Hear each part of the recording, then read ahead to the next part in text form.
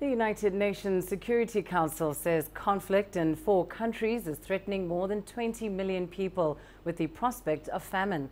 The council said Nigeria, South Sudan, Somalia and Yemen need an unprecedented level of humanitarian support to help their populations. CGTN's Harper reports from New York. The UN Security Council has expressed its grave concern at the situation that violence has helped to create. The Council met to discuss the threat of famine in 4 countries, focusing on the situation in 3 African nations, Nigeria, South Sudan and Somalia, as well as the crisis in Yemen. The 15-member Council issued a statement in which it noted that 20 million people were threatened by famine, and the ongoing conflict in those countries had had a devastating impact.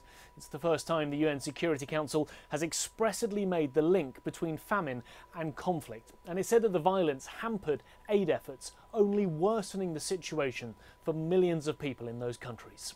As you know, more than 20 million people in those areas are experiencing famine or at the risk of famine. To date, we have received $2.5 billion, or about 51% of the $4.9 billion we have appealed for urgently providing life-saving assistance to people in those areas. The Council said that it deplores the actions of armed groups that have failed to ensure unfettered and sustained access of food and humanitarian deliveries. The Council said that relief efforts were further being slowed down by a shortfall in humanitarian funding. The Council urged countries all around the world to make good on their financial pledges. The UN estimates that just $2.5 billion of the $4.9 billion pledged has so far been received.